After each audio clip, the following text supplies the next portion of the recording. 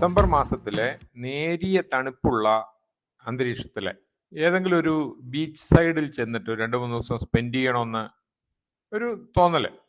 അത് എവിടെ പോകാം എന്നിങ്ങനെ ആലോചിച്ചപ്പോൾ നമുക്ക് അടുത്തുള്ള ഏറ്റവും സുന്ദരമായ ബീച്ചുകൾ മാൽദീവ്സിലാണ്. മാൽദീവ്സ് പോയ സ്ഥലം എന്നുള്ള നിലയ്ക്ക് അടുത്തത് എവിടെ പോകാം എന്ന് ആലോചിച്ചപ്പോൾ തായ്ലൻഡിലെ ബീച്ചുകളെ കുറിച്ച് ഓർമ്മ വന്നു. കേരളത്തിൽ നിന്ന് ഒരുപാട് ടൂറിസം പ്രൊമോഷൻ ഇല്ലാത്ത ദ്വീപുകളാണ് തായ്ലൻഡിന്റെ തെക്ക് കിഴക്ക് ഭാഗത്തുള്ള ക്രാബി, ഫിഫി തുടങ്ങിയിട്ടുള്ള അതിസുന്ദരമായ ബീച്ചുകൾ. ഇത് തിരഞ്ഞെടുക്കാൻ മറ്റൊരു കാരണം കൂടെയുണ്ട്. ബാംഗ്ലൂരിൽ നിന്നും ഫുക്കറ്റിലേക്ക് ഒരു ഡയറക്റ്റ് ഫ്ലൈറ്റ് ഉണ്ട്, ഇൻഡിഗോയുടെ. ഒരു 3 മണിക്കൂർ യാത്രയേ ഉള്ളൂ. പാതിരാത്രി കയറി ഇങ്ങനെ ഉറക്കൊഴിച്ചിരുന്ന് യാത്ര ചെയ്യേണ്ട ബുദ്ധിമുട്ടുകളൊന്നുമില്ല. രാവിലെ 6:15 ഫ്ലൈറ്റ്. തായ്ലൻഡ് സമയം ഒരു 11-11:30 ആകുമ്പോഴേക്കും അവിടെ എത്തും ചെയ്യും. അതുകൊണ്ട് തന്നെ ബാംഗ്ലൂരിൽ നിന്നുള്ള ഫുക്കറ്റ് ഫ്ലൈറ്റിന് പോകാൻ തീരുമാനിച്ചു. നമുക്കൊക്കെ അറിയാം, ബാംഗ്ലൂർ എയർപോർട്ടിൽ 2 ടെർമിനലുകളുണ്ട്. അതിൽ രണ്ടാമത്തെ ടെർമിനലിൽ നിന്നാണ് ഇന്റർനാഷണൽ ഫ്ലൈറ്റ്സ് എല്ലാം പോകുന്നത്. അതിസുന്ദരമായിട്ടുള്ള എയർപോർട്ടാണ് ബാംഗ്ലൂർ ടെർമിനൽ 2. അവിടെ നിന്നാണ് ഇൻഡിഗോ ഫുക്കറ്റിലേക്ക് പുറപ്പെടുന്നത്.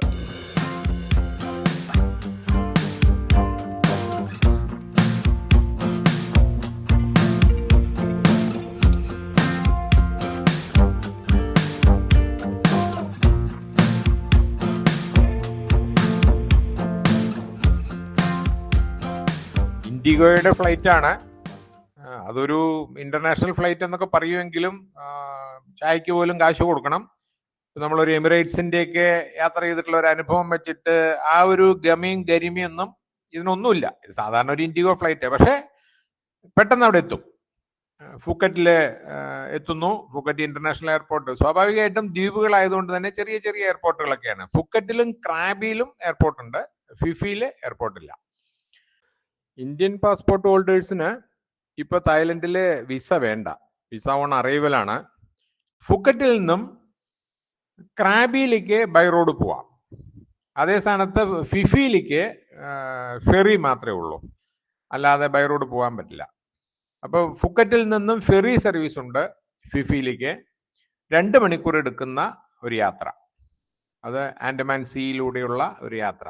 നോർമലി ഫുക്കറ്റിൽ നിന്നും ഫിഫി ഐലൻഡ് എന്നും പറഞ്ഞുകൊണ്ട് ഒരു ഡേ ട്രിപ്പ് വിസിറ്റ് വെച്ച് തിരിച്ചു വരുന്ന യാത്രകളുണ്ട്. പക്ഷെ അതെന്താന്ന് വെച്ചാൽ ഫിഫിയുടെ ടൗണിൽ കൊണ്ടുപോയി അവിടെ ഇറങ്ങി ചുമ്മാ ടൗണിൽ കൂടെ ഒന്ന് കറങ്ങി തിരിച്ചു വരുന്ന ഒരു യാത്രയാണ്. പക്ഷെ അതിനപ്പുറത്ത് ഫിഫി എന്ന് പറയുന്നത് ഒരു ഐലൻഡ്സിന്റെ ഒരു ഗ്രൂപ്പാണ്. ഈ ഫിഫിയുടെ അപ്പുറപ്പുറമുള്ള പ്രദേശങ്ങളാണ് അതിസുന്ദരമായിട്ടുള്ള പ്രദേശങ്ങൾ. പ്രത്യേകിച്ച് ആൻഡമാൻ സീയുടെ അരികു പറ്റി കിടക്കുന്ന ബീച്ചുകൾ അതിസുന്ദരമാണ്. നല്ല വെളുത്ത പഞ്ചാര മണലുള്ള ബീച്ചുകൾ. ഈ ആൻഡമാൻ സീക്ക് വേറൊരു പ്രത്യേകതയുണ്ട്. ആൻഡമാൻ സീയുടെ ഉൾക്കടലുകളും ബീച്ച് സൈഡും എല്ലാം നല്ല പച്ച നിറത്തിലുള്ള വെള്ളമാണ്. അതിസുന്ദരമാണ് അത് കാണാൻ. അതിനൊരു ഒരു വശ്യത, അത് നമുക്ക് കാണുക തന്നെ വേണം അതിന്റെ ഭംഗി മനസ്സിലാവണമെങ്കിൽ.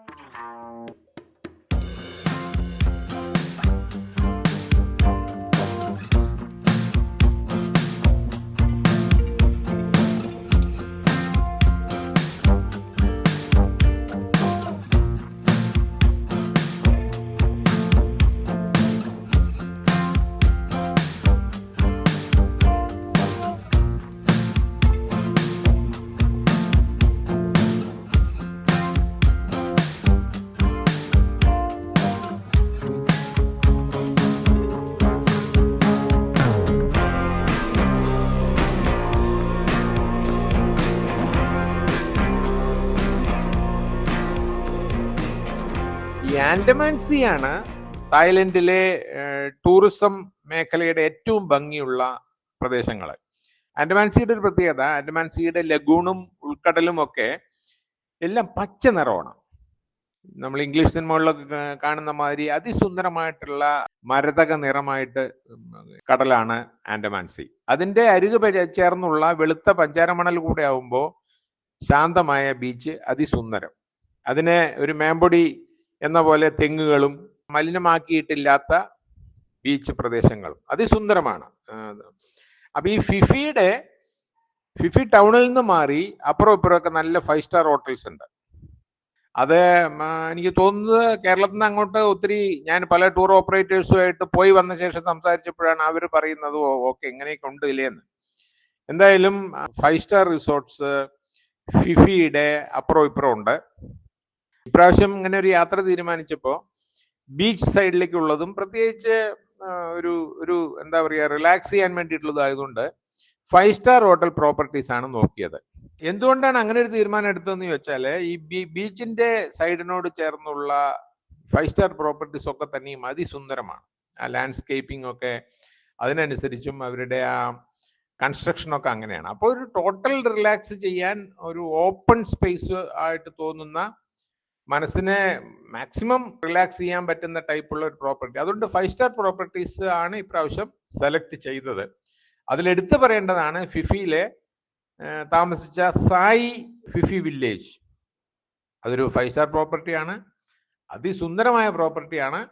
അത് ആൻഡമാൻ സീയുടെ പച്ച നിറത്തിന്റെ ചേർന്ന് നിൽക്കുന്ന ഒരു പ്രോപ്പർട്ടിയാണ്. അതില് കുറച്ച് ദിവസം താമസിച്ചു.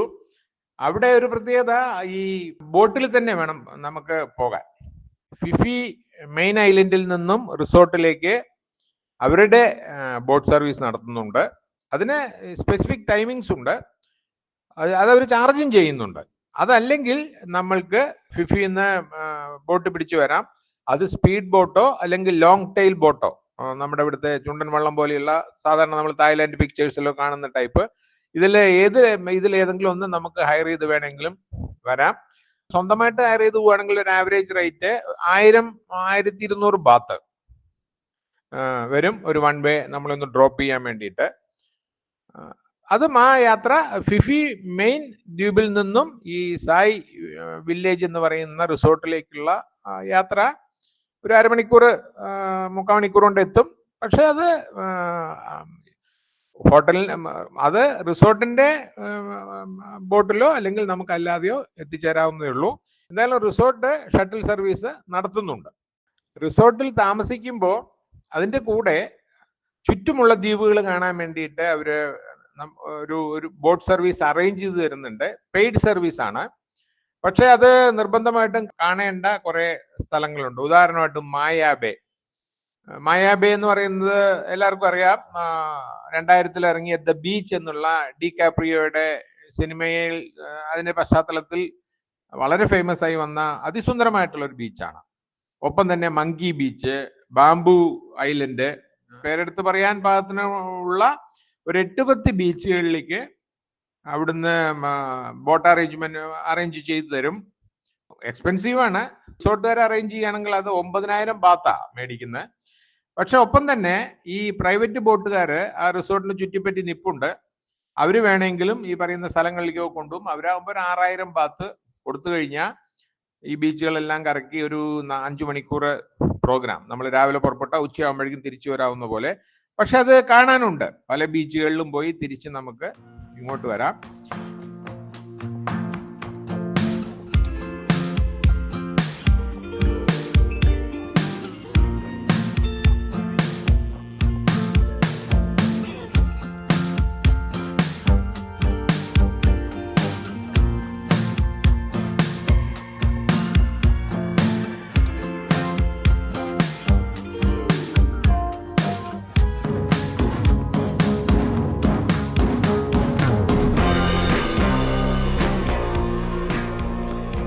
ഈ റിസോർട്ടിൽ തിരിച്ചു വന്നാൽ റിസോർട്ടിൽ നമ്മൾ നല്ല ഓരോ ദിവസവും വ്യത്യാസമുള്ള ടൈപ്പ് ഡിന്നർ ഉണ്ട്.